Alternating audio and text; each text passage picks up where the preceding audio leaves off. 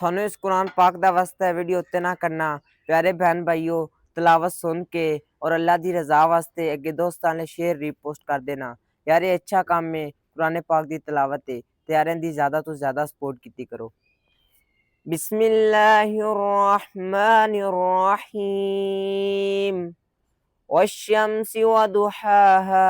والقمر إذا تلاها والنهار إذا جلاها والليل إذا يغشاها والسماء وما بناها والأرض وما طحاها ونفس